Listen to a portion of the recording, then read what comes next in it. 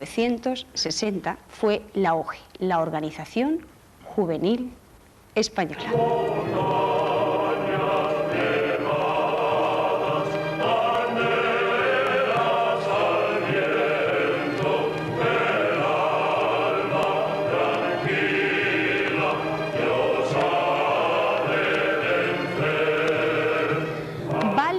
Sirve era el lema, y más de 600.000 jóvenes que no cumplían más de los 21 años pasaron por esa OGE, por la Organización Juvenil Española. Yo creo que la generación que ahora ronda los 60 sabe muy bien que eran eso de flechas, arqueros y cadetes.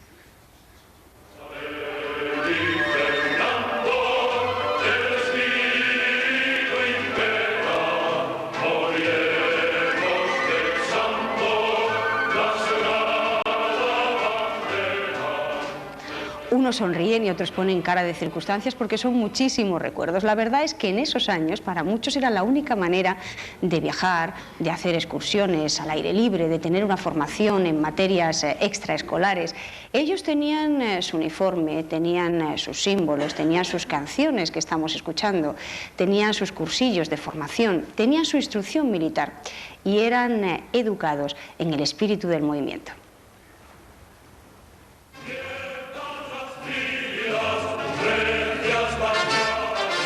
Desde el final de la Guerra Civil, la Falange, a través del Frente de Juventudes, había sido la encargada de organizar las actividades juveniles del nuevo régimen. A finales de la década de los 50 desaparecía el Frente de Juventudes y en 1960 se creaba la OGE, la Organización Juvenil Española. La OGE nació con la idea de adaptar las asociaciones juveniles a la nueva realidad social y política por la que atravesaba España. En ella se dio cabida a niños y jóvenes entre los 10 y los 21 años, posibilitándoles una serie de actividades a las que muy difícilmente se podía acceder fuera de la organización: viajes, acampadas o aprendizaje de materias extraescolares. Pretender hablar de la OGE en los términos siempre perentorios de la televisión sería tanto como hacerlo de 40 años de la vida española, y por supuesto muy poco tuvo que ver la OJ de la guerra, que era una organización paramilitar propia del clima, o la pretensión totalitaria de encuadrar a todos los jóvenes en el Frente de Juventudes con carácter coactivo. Muchos rasgos de nuestro tiempo, desde el turismo rural a los deportes de aventura, al senderismo, al medio ambiente, a la pasión ecológica, que quizás sin saberlo y quizás sin decirlo, sin duda eran una serie de valores muy presentes en el comportamiento colectivo y en el espíritu inspirador de aquella organización juvenil. La OGE contaba con una red de campamentos y albergues distribuidos por toda España, donde niños y jóvenes podían practicar actividades relacionadas generalmente con la naturaleza. Otro aspecto importante de la OGE era la formación de los jóvenes, inculcándoles la ideología franquista y la exaltación de valores tradicionalistas. Los símbolos, máximas y canciones de la OGE se utilizaban junto a los de los requetés y falangistas. Los miembros de la OGE eran divididos por edades en flechas, arqueros y cadetes, escuadras y centurias. En su formación también destacaba la instrucción militar a la que eran sometidos sus afiliados. Esto ha dejado una imagen de la OGE como un pequeño ejército de niños. Sin embargo, para muchos de los que estuvieron ligados a su historia, el interés de la OGE estaba por encima de esa ideología. Yo creo que fue una organización juvenil absolutamente imprescindible, que sabe de valer y de valor, que sabe de preparación, que lleva a su juventud, a la juventud que lleva, la lleva bien organizada, la lleva bien encauzada. Si eso es milicia, pues sí, es milicia. Qué bonito el espíritu de milicia. La ideología de la OGE es exclusivamente pues de un concepto de España, es de un concepto de valores de respeto a los mayores, de respeto al paisaje, de respeto a los jóvenes y a los ancianos, ahora que precisamente todo es lo contrario. Tiene un lema que es curiosísimo, que es vale quien sirve. Está dicho todo. Es decir, que vale quien tiene espíritu de servicio, quien sirve para algo. Desde su fundación, la OGE no había evolucionado prácticamente nada. En su última etapa hubo un importante cambio al incluir a chicas en la organización, lo que llegó a provocar tensiones entre sus responsables. La OGE desapareció junto al resto de la estructura política del régimen franquista. Yo conecté por primera vez con la OGE institucionalmente en una reunión muy importante en un albergue en Navacerrada, en la Sierra de Madrid, el 4 de enero de 1974. La fecha es importante porque, para los que no recuerden estos años, esto fue exactamente 14 días después de ser asesinado el presidente Carrero. Yo me presenté en aquella reunión y dije, queridos amigos, vengo a notificaros que se proclama la autonomía y, en definitiva, la independencia de la Organización Juvenil Española. Bueno, pues aquello, pues insisto, fue como una bomba. No todo el mundo lo entendió y hay quien me acusó de muchas cosas. Bueno, el tema era evidente. No se podía tener en el Estado español una organización juvenil española como si fuera pues, los médicos de la Seguridad Social, la Guardia Civil o los inspectores de trabajo. Es decir, no podían ser jóvenes adscritos al Estado. Quiero destacar un dato y es el interés que los entonces príncipes de España y hoy nuestro rey, Su Majestad Juan Carlos, tuvieron por esta organización y por ese proceso.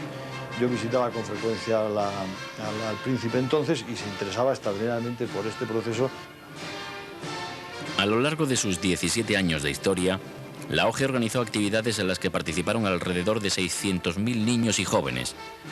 El 1 de abril de 1977 desaparecía formalmente junto a la Secretaría General del Movimiento. Gran parte de una generación que hoy ocupa los puestos de responsabilidad perteneció a la más importante asociación juvenil de toda una época.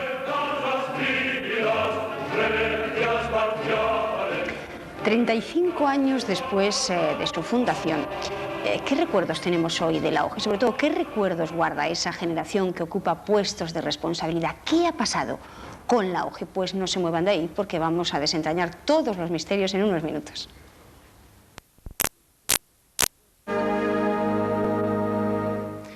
La OGE, la Organización Juvenil Española, que ya les contaba, a ella pertenecieron más de 600.000 jóvenes entre los 10 y los 21 años, que estuvieron pues, haciendo esas actividades, excursiones. Era la juventud. José Ignacio Fernández Delgado fue el jefe nacional de la OGE al final, ¿no? Del 72 al 76. Sí, efectivamente. Fue un poco ya los coletazos finales de esta organización. Bueno, yo decía antes... decíamos en el vídeo que era casi un pequeño ejército infantil, era así, de niños, tenían su instrucción militar, tenían sus reglas, sus uniformes. ¿Era tal como lo hemos contado? Bueno, sí, como decía antes César Pérez de Tudela, si eso es milicia, efectivamente. En la organización se enseñaba respeto, en la Organización Juvenil Española se formaba, evidentemente. Sería negar algo que sabe todo el mundo. Sí, podría ser entendido así, pero yo lo llamaría un pequeño ejército de promesas, de valores, de esperanzas, porque realmente en aquella organización, además de ese aparato, que es lo que la gente conocía, había toda una escuela de enseñanza de valores. Se enseñaba a cantar. ¿Cuáles eran esos valores tradicionales? Bueno, se enseñaba a amar a Dios, a la patria, a la familia, al estudio, el trabajo. Se enseñaba el tremendo valor de la convivencia. En nuestros campamentos jamás hubo diferencias sociales, jamás hubo diferencias por adscripción social o política, jamás se preguntó a nadie de dónde venía. En nuestros hogares había jóvenes procedentes de los dos bandos que antiguamente habían estado en litigio. Jamás se preguntaba a nadie quién era su padre o de dónde provenía. En nuestros hogares, en nuestros campamentos, se enseñaba el tremendo valor de la convivencia. Pero sí se inculcaba una ideología, había unos valores fundamentales, había una ideología que era la del movimiento. Sí, evidentemente, éramos la organización del movimiento. Es decir, la Organización Juvenil Española era una parte del movimiento y, por lo tanto, pues como mis hijos son hijos míos y, lógicamente, tienen unas herencias, unos genes que yo les doy, unas enseñanzas que yo les doy, la Organización Juvenil Española tenía que ser responsable con el movimiento que era quien la había creado y quien la sustentaba, evidentemente. Don José Ignacio, yo he preguntado por ahí, he indagado a ver personas que habían formado parte, habían estado afiliadas a esta organización y coinciden en que en la instrucción eran ustedes muy duros. Bueno, yo pienso que no. ¿Alguien ha hecho por ahí? Que no. Yo pienso que no. Es que hay gente que confunde lo que era la anterior organización hasta el año 60, que era el Frente de Juventudes, con lo que fue la OGE. La OGE en sus primeros años, lógicamente, tenía una cierta herencia de la anterior organización, que evidentemente era una organización casi paramilitar. Pero la OGE fue desprendiéndose de eso, pero eso no se puede hacer de la noche a la mañana, fue desprendiéndose lentamente. De hecho, cuando esas imágenes que hemos visto hace un momento, cuando los príncipes entonces de España acuden a Covaleda, invitados, yo era entonces el jefe central de la organización, ya la organización había perdido prácticamente la totalidad de esos antiguos hábitos que eran propios de aquella otra época, que no eran ni buenos ni malos, eran propios de otra época. Nosotros íbamos modernizándonos, íbamos adaptándonos a la sociedad española de la que pretendíamos, ser un fiel reflejo. En la medida en que la sociedad española iba transformándose, la organización española iba transformándose. Fue transformándose con los tiempos, pero un buen día, 1 de abril de 1977, esa OGE, esa Organización Juvenil Española, desapareció. ¿Qué ha pasado con la OGE? Transcurridos 35 años desde su fundación, para sorpresa de muchos, la OGE continúa existiendo. 6 meses después de su disolución, sus estatutos, convenientemente reformados, eran de nuevo incluidos en el registro de asociaciones juveniles. Para sus responsables se trata de la misma OGE, aunque desvinculada totalmente de la ideología y simbolismo político con que fuera creada en 1960. En esta nueva etapa, la OGE, como es natural, da cabida a chicos y chicas y además ha democratizado su estructura organizativa. No cabe duda que la juventud hoy encuentra un vacío porque no hay gente que se preocupe de la juventud y entonces para cubrir ese vacío pues nosotros organizamos las actividades porque lo que nos interesa más que hacer grandes especialistas es potenciar los valores humanos, que no se pierdan y fomentarlos si es posible. Las principales actividades de la OGE continúan estando relacionadas con el aire libre, la acampada, la escalada y los viajes con cierto aire de aventura. El año pasado un numeroso grupo de jóvenes participó en un viaje en bicicleta por Marruecos. Hace 2 años, la OGE organizó la expedición más joven que hasta el momento ha coronado el Toubkal, el pico más alto de la cordillera del Atlas. Además de las actividades al aire libre, la OGE cuenta con sedes sociales distribuidas por casi todas las provincias españolas. En ellas se reúnen sus afiliados y los mayores se preocupan por entretener a los más pequeños. La OGE dispone hoy de algunas instalaciones propias que han ido adquiriéndose con aportaciones desinteresadas y las cuotas de sus afiliados. Recibe una pequeña subvención por parte del Ministerio de Asuntos Sociales y de algunas comunidades autónomas. Para los responsables de la OGE, estas ayudas son muy pequeñas, atendiendo a la importancia de la labor que realiza con los jóvenes. Conoces a mucha gente y estás, no sé, jugando con todos y haces muchas actividades. Y también te vas por ahí a hacer acampada y a esquiar. Es diferente a lo que se hace fuera, que es solo salir, tomar algo. Y porque aquí se está bien enseñarse a la gente otras cosas. Nos enseñan a compartir, a convivir, a hacer amigos y porque me gusta, porque... por todo.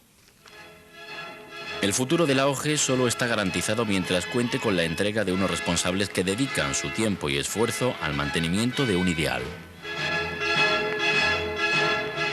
Sé que les has sorprendido que siga funcionando la OGE, pero así es, Organización Juvenil Española, porque unos meses después ustedes presentan nuevos estatutos y ahí la OGE. Y usted otra vez como jefe nacional. Bueno, como presidente nacional. Como presidente. Yo en aquella etapa fui jefe central de la OGE, jefe nacional, por designación, y cuando la OGE se toma carta de naturaleza, cuando la OGE realmente es una organización dueña de su propio destino, anteriormente no lo éramos, democratizamos absolutamente sus estructuras y desde la base, que es el hogar juvenil, donde empiezan los niños a conocerse, hasta la cúpula, todo se hace de manera democrática. Y eso que había dejado usted la jefatura con un gran escándalo, que fue afiliar a las mujeres, que hasta entonces estaba absolutamente prohibido. Eso fue un escándalo. Sí, sí, efectivamente. Y fue parte de la causa de que yo dejara aquella...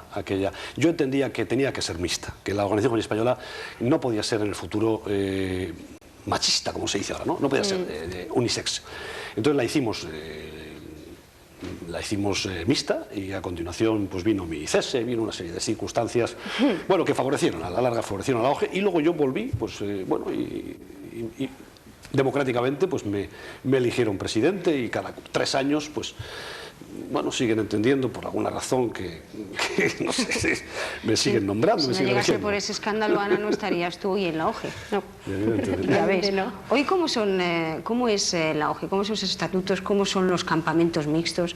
Pues ante todo somos una asociación juvenil que somos gente de voluntariado y somos gente normal y corriente. Entonces la gente que va a nuestros campamentos es gente de la calle, con la problemática de la calle, y es todo gente de voluntariado. O sea, todo lo que la gente responsable que llevamos la OGE ahora, somos todo gente voluntaria, gente joven y que tenemos los problemas de todos los jóvenes.